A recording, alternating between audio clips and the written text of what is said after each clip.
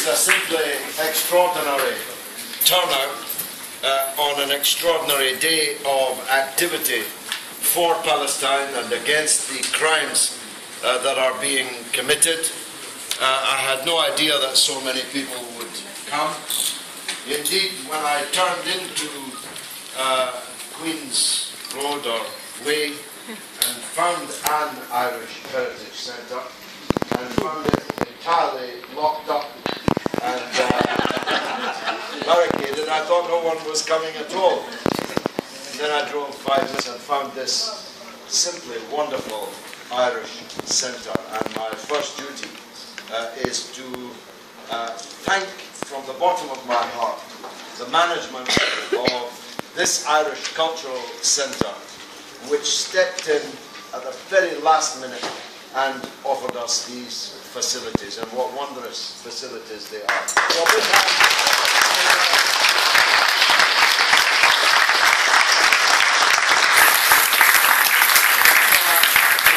No surprise to me as half an Irishman myself, and so complete, because Ireland has always been in the vanguard. The Irish people, I mean, the Irish government is something else, and they let the country down last week by their abstention on the vote in the United Nations, but that's another matter. The Irish people have always been in the forefront of solidarity with the Palestinians, and for obvious reasons. Palestine was given away by the very same empire that occupied Ireland for hundreds of years, and indeed occupies a small part of it until now. So thank you again to the Irish Centre. Why did we get into this situation? Because the cowards of the so-called Friends Meeting House, Quakers, I never thought the day would come when Quakers would be quaking in their boots at the prospect of an Israeli backlash against them giving a paid Lent to an anti-war meeting. But that happened just less than 48 hours before this meeting. A booking which we had made and had been confirmed by them in writing was cancelled. They came up with bureaucratic nonsense in the beginning as to why it had been cancelled, but when the media contacted them, they told the truth. They said they were concerned that too many people were going to turn up. And they based this on Facebook. They obviously don't know much about Facebook, but you know how you can click if you're going to attend something. Of course, people in Timbuktu click that they're coming to a meeting in Manchester on Saturday. And it did say that 10,000 people were coming.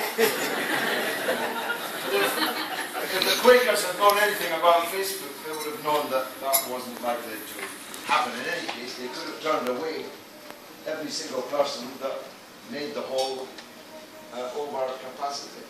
But they didn't. Instead, as cowards, they cancelled the meeting. I'm very, very angry about it. It's caused a lot of angst and stress and cost, and they'll have to answer for that in the courts. If necessary, he's here in case he gets on Rudy. Must have thrown anybody out.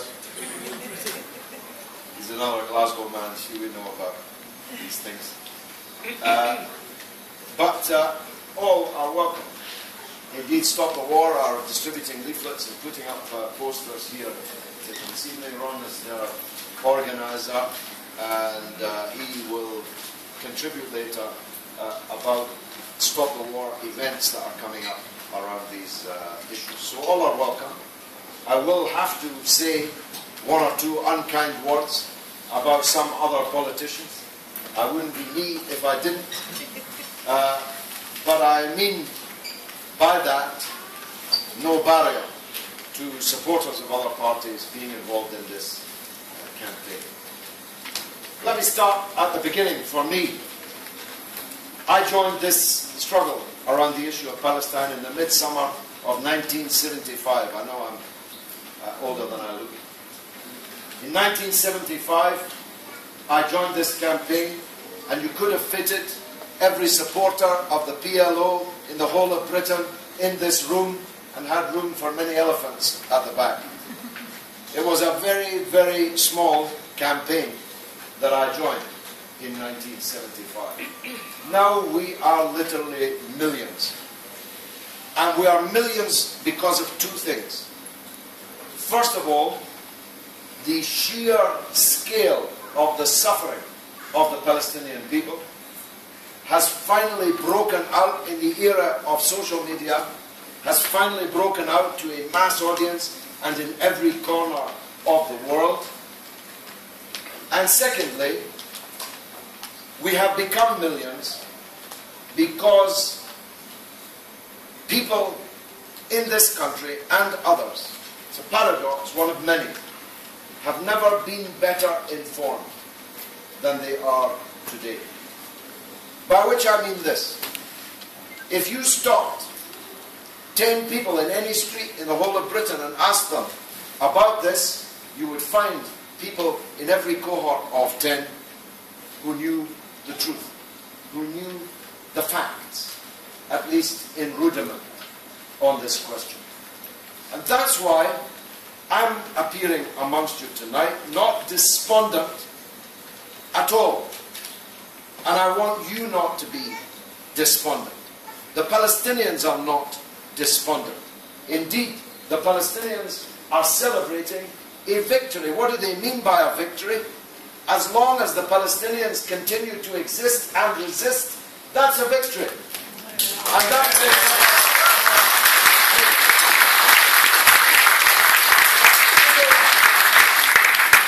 They don't have to win these military encounters. And indeed, how could they win them? They just have to keep existing and keep resisting. And as long as they exist and resist, support for them all around the world is growing exponentially.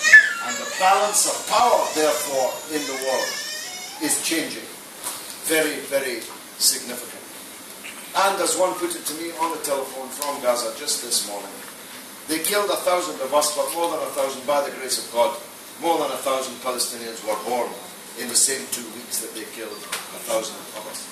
Israel cannot solve its problems by killing, because the Palestinian people have grown now from the 800,000 who were driven out of their country in 1948. Now, the Palestinians in exile alone number more than 12 million people. And there will be some here in this room this evening, because there are some in every room, in every town, in every city, in every country of the world. So let's examine first and work backwards.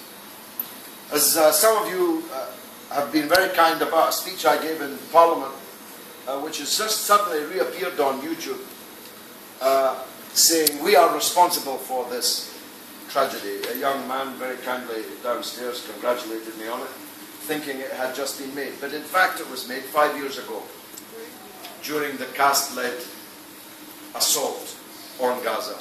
It's a measure of how actually directly comparable the two occasions are, that many people think that this speech was made last week. It was not.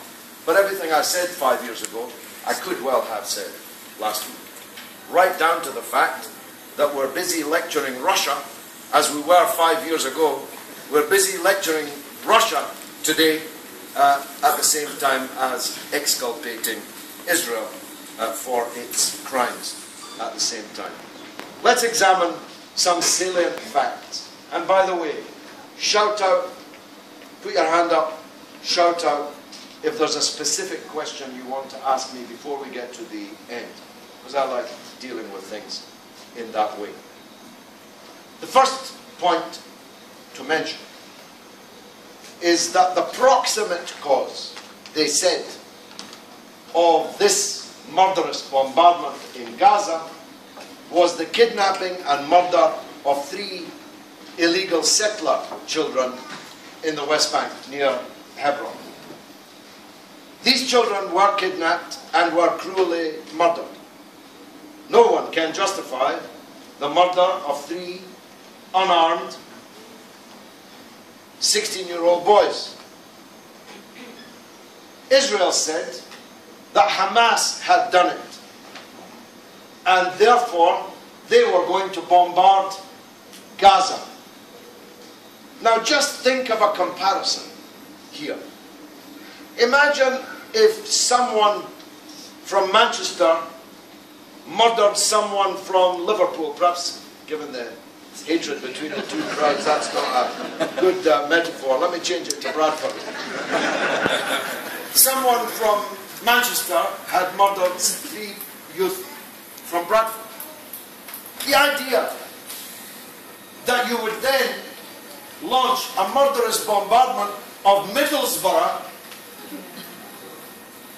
quite apart from the idea of collective punishment at all, if you find a murderer, you have to punish the murderer, not punish everybody who lives in the same town or area as the murderer. How much more absurd, therefore, is it to actually bombard an entirely different city? No one from Gaza could possibly have been involved in the murder of these 3 children, because no one can get out of Gaza. The entire population of Gaza is locked up in Gaza, and by definition could not have had anything at all to do with the murder of these 3 children. But it turns out, this very day, that Israeli sources are now indicating that Hamas had nothing to do with the murder of these 3 children at all. It was actually carried out, they now say, by Al-Qaeda elements in the West Bank. That's the same Al-Qaeda they're supporting in Syria, by the way. The same Al-Qaeda that they're supporting in Iraq, by the way. But it now turns out, they say, that it was Al-Qaeda elements in the West Bank that killed these 3 children. So let me get this right. 3 children were killed, you blamed Hamas, and you bombarded Gaza, an entirely separate area, separated by almost 100 miles. But now you tell us it wasn't Hamas at all? How do you say sorry for the death of 1,000 people? And by the end of this meeting, certainly by tomorrow, we will have reached the 1,000 dead figure. 1,000 dead, 5,000 maimed, simply unable to be treated, the hospitals completely overwhelmed, and in parenthesis, what praise is it possible to level towards those doctors and nurses and medical staff in the Gaza hospitals who have been working day and night, often without power, up to their ankles in blood, without basic medical equipment, without basic medicines. And some of them are foreigners. And one in particular, a doctor from Scandinavia, who's been a lot in the media.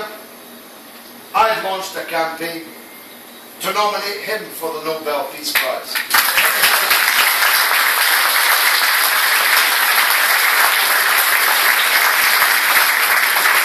Heaven knows he'd be more worthy of it than Barack Obama, who got it before he'd even begun being president. Maybe that was wise, because he certainly couldn't get it now.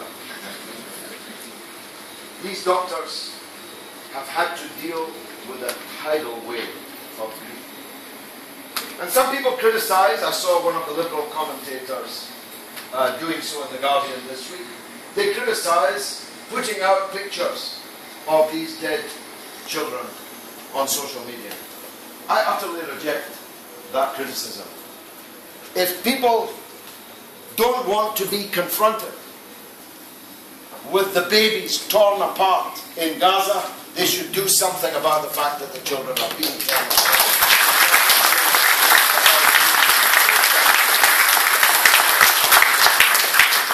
So 5,000 are maimed. Most of those will be maimed for the rest of their lives.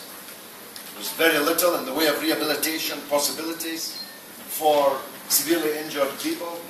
And Gaza is a land of wheelchairs and crutches. The previous cast left thousands of people in wheelchairs and on crutches, if they could get the wheelchairs. We brought some of those wheelchairs in, and the desperate shortage of them was truly humbling. So now we have a new mountain of problems for the authorities in Gaza to deal with. Not just the maimed, how to deal with them, not just the hospitals, how to keep them running, but the homeless. Here's a statistic that I have not yet seen broadcast on any mainstream broadcaster. Almost 100,000 people in Gaza who are already refugees are now refugees within Gaza and cannot go back to their own houses.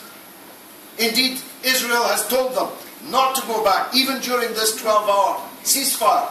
Don't go back to your homes, they said. Well, where do you go? Perhaps you could go to a United Nations school. Perhaps that United Nations school could inform the Israeli authorities of the exact coordinates of that school and how many people were sheltering in it. Virtually every one of them, a woman or her children. But that would be unwise too, because just on Thursday, one of those schools was hit by four separate Israeli shells, with the killing now of more than 20 and the maiming of more than 200 and the terrorizing of every single woman and child who thought they were safe in a United Nations building, but who were massacred in that building. 4 shells, and that's the 4th United Nations building that has been attacked. And so here I just ask this question. Israel as a state was created by the United Nations. Yet it has defied the United Nations more often, more seriously, than any, in fact, all other countries in the United Nations combined. It has broken more UN resolutions than all the countries of the UN combined together. So how come Israel is allowed to remain a member of the United Nations? How could that be possible?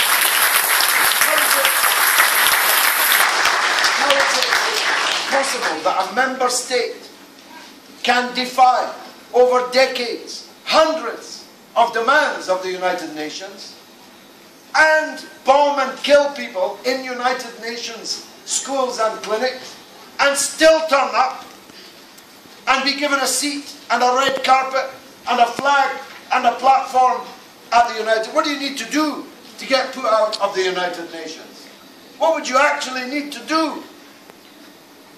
Iraq was broken and destroyed, invaded and occupied because it was said that it had broken 2 United Nations resolutions. As it turned out, it actually hadn't broken any. But on the basis that it had broken 2, Iraq was pulverized. 1 million Iraqis were slaughtered in the name of the inviolability of the United Nations decisions. So this Ban Ki-moon, or Donkey Moon I call him, this Donkey Moon, when is he going to do something?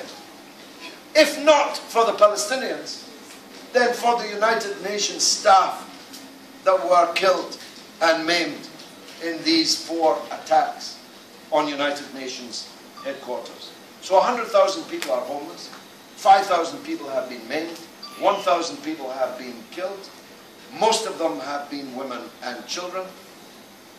And Gaza, of course, is an open-air prison. It's very important for those of you who haven't been there to understand this. Gaza is only 21 miles long and only 4.5 miles wide. That's a tiny, tiny strip of land clinging on to the Mediterranean shore of what had been the whole of Palestine. 80% of the people in Gaza don't come from Gaza. If you've ever seen Gaza, it's really quite a rough and basic place. Most of the people in Gaza are refugees from elsewhere in Palestine, who were driven there in 1948, then again in 1967, still more after 1970 in the bloody September events in Black September 1970 in Jordan. People in Gaza can actually see their own land, many of them, through the wire. They can see the land that was theirs. They can see the land where once their village stood. They can even see trees that their grandfathers planted, with other people enjoying the fruit upon them, whilst they stare from their rat-infested hovels in this hellhole called Gaza.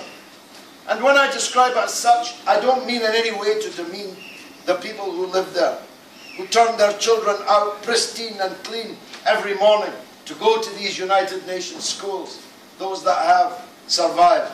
But the squalor and poverty and degradation in which they have been forced to live for more than 65 years.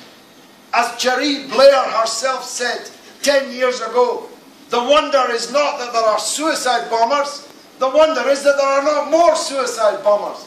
If you had to live for 65 years in this land, what would you do about it? This is moving on to some important hard facts that people have to grasp, and it's my duty to put them to you because no one else will. The Palestinian people are not a charity case. They're not animals in a zoo. We're not asking people to feed them buns through the bars.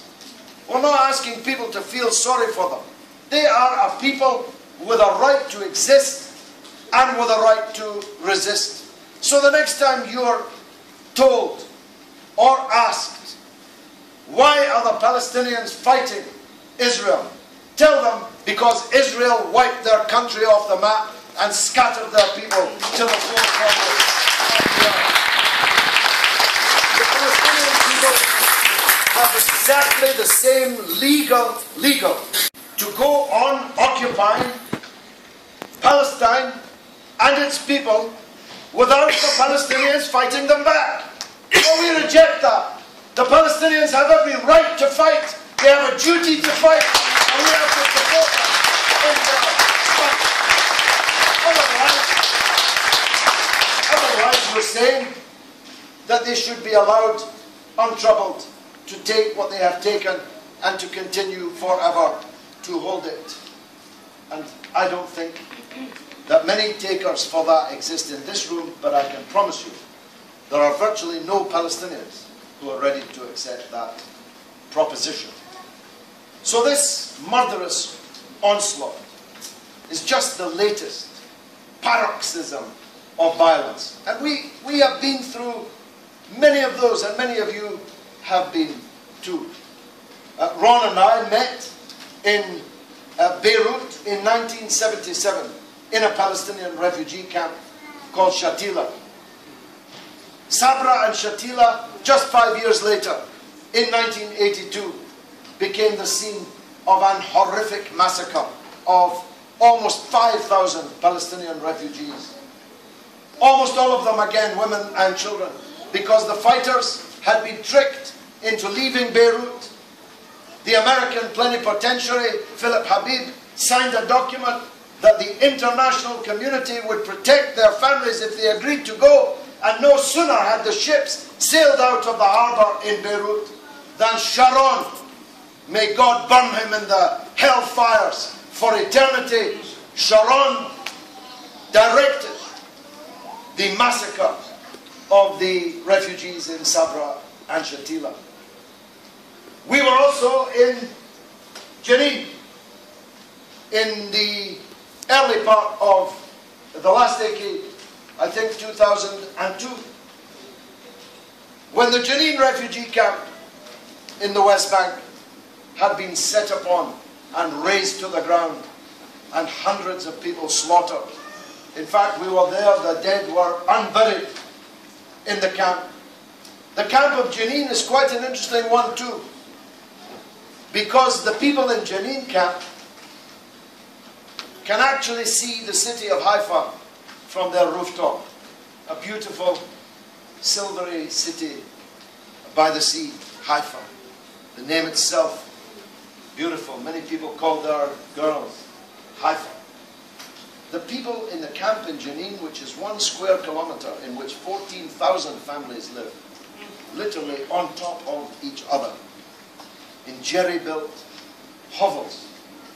If they can climb up to a roof, they can see Haifa, which was their city, and from which they had been driven, and their houses now lived in by foreigners from Britain, from France, from the United States, mainly, actually from the United States and many other places. There have been a long line of these massacres, from 1948 until now, and they're not going to stop. Even if this ceasefire lasts not 12 hours but 12 days or 12 weeks, they're not going to stop. So let me move on to the question that we can do something about. And that is the way in which the British media has systematically lied, covered up, ignored the truth in this disaster over the last few weeks. I could give a whole lecture on this. Chomsky could write a whole book on this. The misappropriation of the language, the distortion of words, the twisting of meanings, the reversal of meanings. They start off banal. 20 Palestinians died, 2 Israelis were killed. Israelis are killed, Palestinians merely die. Or the New York Times headline, which had 15 Israeli soldiers killed, 70 others. 70 becomes others. But 15 have to be honored. The newscasters, television crews go to their funerals. Sky News will tell you their names, their sister's name, their wife's name. Their weeping children at the graveside will be pictured. We've seen it all so many times before. Shalit, everybody knows his name, Shalit, the Israeli soldier that was captured by the resistance in Gaza and eventually exchanged for 1,000 Palestinian political prisoners, most of whom have been rearrested and taken back now behind bars, again in clear breach of the internationally guaranteed agreement that was made. Everybody knew Shalit. Who knows any Palestinian prisoners? There are thousands, tens of thousands of Palestinian prisoners. Who knows any of their names? Because the media, as I put it to that Egypt on Sky News in 2006, what's her name? Anna Botting. As I put it to her in 2006, the more discerning of your viewers already know, from every nuance in your voice, from every line written on your face, that you regard the blood of Palestinian people as less important, less valuable than the blood of Israeli people and other Western, so-called Western people. And that's what lies behind this. 15 Israeli soldiers killed, 70 others. When you're reduced to a nameless, placeless, faceless other, when you're lucky if even your number makes it into the news, how can this be tolerable? How can we claim to have a free press? I work for Russia today. We've just been threatened with another Ofcom investigation like the one they did with Press TV before they took Press TV off the Sky platform. Because they say foreign broadcasters must live up to the same standards of impartiality as British broadcasters are required to do. Sir, you've got to be as impartial as Fox News. You've got to be as impartial as Rupert Murdoch's Sky News and all his other media interests. But of course, we can do nothing about murder. But we can do something about the BBC. You know, when I was a kid, the BBC was something to be proud of. I was, in fact, proud of it. And people all over the world knew it and respected it more, actually, than they should have. But they did respect it. In the run-up to the Iraq War, I called it the Bush and Blair Corporation. I thought it could fall no lower, but it has, in this last few weeks, fallen still lower. Its distortion, its willful neglect of facts and activities. Last Saturday, 100,000 people marched in London, not 1 mile from the BBC, and not only did they not broadcast 1 second of the footage of that demonstration, at first they didn't even mention it on their website, and when they did eventually mention it on their website, they had to illustrate it with a picture taken from Channel 4 News. So the great British Broadcasting Corporation didn't even send a stills photographer to a demonstration of 100,000 people just a mile from their headquarters.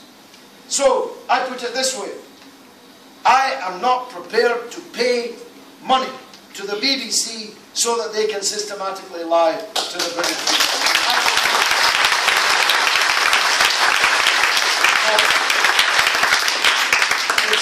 It's no longer a criminal offence, so although I say you can take me to jail if you like, actually they can't any longer take you to jail. They can't even fine you for not paying your licence fee. It's a civil matter between you and the BBC. And I was involved in the campaign that destroyed Mrs. Thatcher's poll tax. And what destroyed Mrs. Thatcher's poll tax was the fact that hundreds of thousands, maybe millions of people refused to pay it. If enough of us refuse to pay our BBC licence fee, the entire thing will come crashing down. And I'm asking you to join me in that campaign.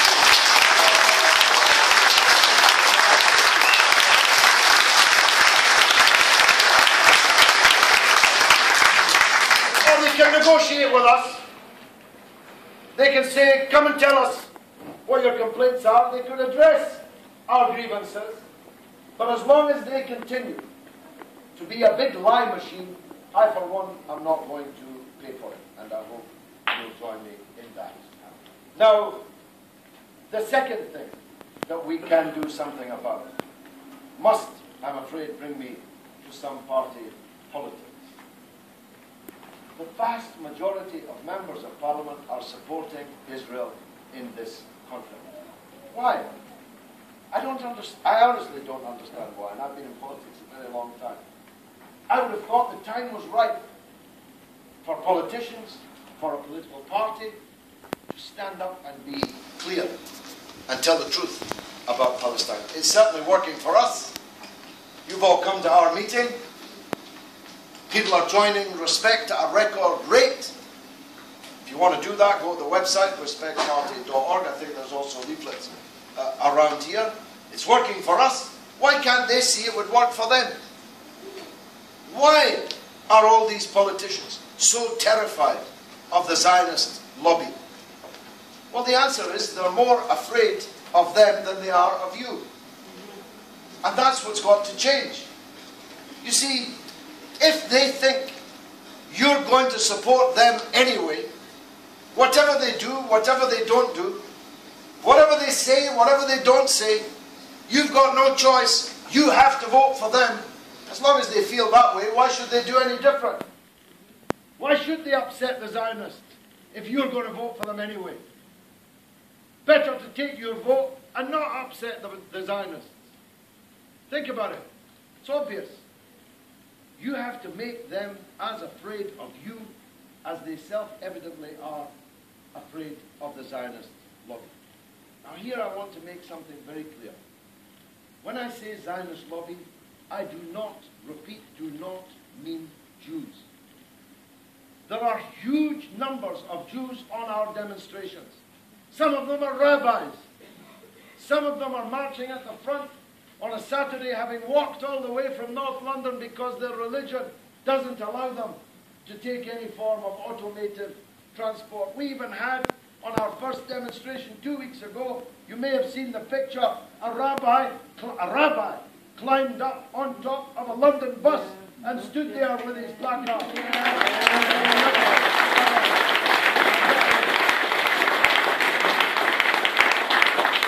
Religious Jews, secular Jews, left-wing, progressive Jews.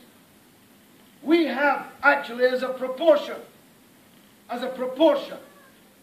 more Jews in our campaign than we have anybody else. Think about the numbers, and you'll see that I'm right.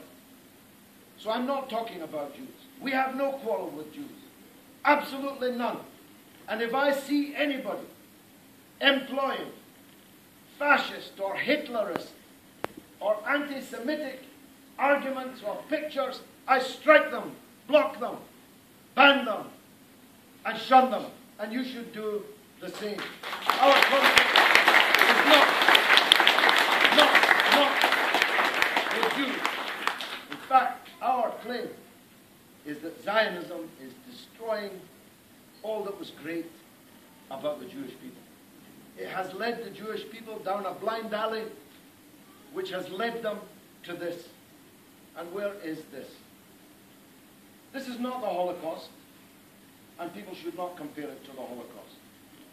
The Holocaust was the systematic, industrialized annihilation of perhaps 10 million people, more than half of whom were Jews. They built factories to murder people. This is not the Holocaust.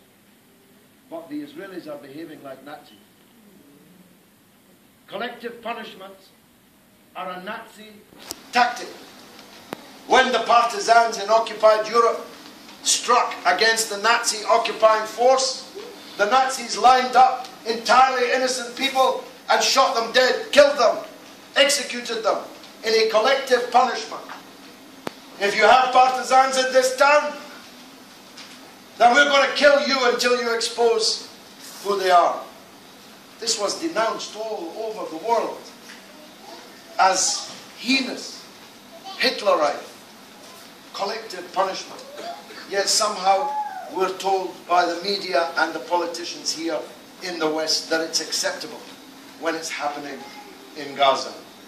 This is not the Holocaust, but it is the Warsaw Ghetto. This comparison I insist upon because I happen to know quite a lot about it. The Jews in Warsaw were rounded up by the Nazis and put in a ghetto behind barbed wire, which they patrolled with their guard dogs and their guns, watchtowers, ready to fire in to the ghetto at any time. They tightly controlled the number of calories, very scientifically. Just exactly how many calories can we allow these Jews in there to eat so that they won't die, but that they will remain weak and getting weaker. They refused to allow medicine, doctors, any kind of aid into the Warsaw Ghetto. Illness, disease began to lay waste the people trapped in that ghetto. Regular Gestapo raids into the ghetto killed anyone who was suspected of being a militant inside the ghetto. Finally, the Jews in the ghetto made a decision. Do we continue to die one by one from starvation, thirst, illness and disease, abjectly on our knees? Or do we all stand up and confront these murderers and die on our feet? And the people of the Warsaw Ghetto have written their name into history because that's the choice they made. They decided they would rather die on their feet than go on living on their knees. And they stood up and they confronted the Nazis. And that's exactly what the Palestinians are doing in Gaza. Now some idiot on Twitter, a Zionist, just answered me on this point by saying the Jews in the Warsaw ghettos weren't firing rockets every day at the Germans. Well, that's because they didn't have any rockets. But if they had had rockets, we'd all have been cheering them every time they fired a rocket at the Nazis.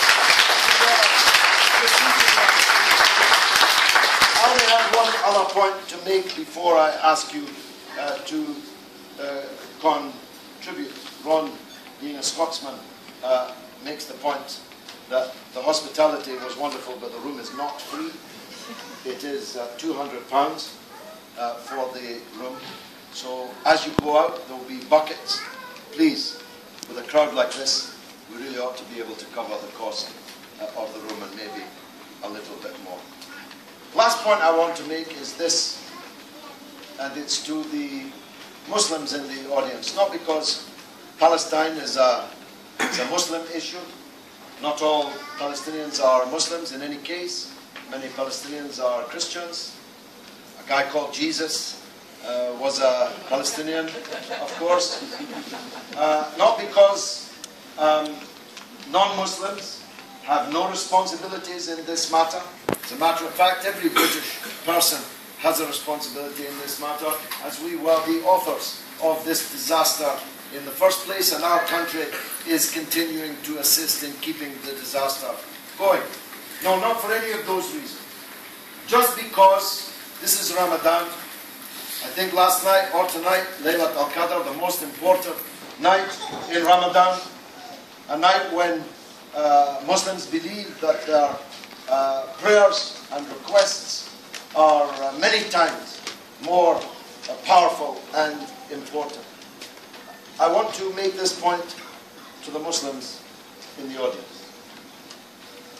The one question on the lips of every Palestinian child who's lost her mother and father, the one question on the lips of every Palestinian child who's left homeless now tonight, the one question on the lips of every mother and father whose child has been killed is this: where is this ummah that they teach us about in school? Where is this ummah that they talk about in the mosque? Why have they left us to face this alone? And this is a very big question I address to the Muslims here. You're here, you haven't left them alone, but they don't know that. All they know is that all these Muslim countries, with their armies and their navies and their air forces and all the weapons that they buy constantly, multi-billion-dollar weapons contracts with British and American and French military suppliers. All these Muslim countries with their big leaders, kings and presidents. All these Muslim countries with their trillions and trillions of dollars invested in Western banks and stock markets and so on. Where are they? What kind of Islam is this? What kind of Muslims are you? Fasting and praying while we're dying. Breaking your fast while we're eating blood and earth and hot steel. What kind of Muslims are you? This is a question, the biggest of all the questions in this. There are 350 million Arabs. There are 1.7 billion Muslims. There are 7 million Israelis. How is it possible that 65 years later, Al-Aqsa is still in chains, under siege, in the hands of foreigners? How is it possible that right now, or at least when this ceasefire ends, foreigners will be again running rampage, killing, slaughtering Muslims and Christians indiscriminately? That's the question I ask you to ask God in your prayers tonight. Wassalamu alaikum. Thank you very much.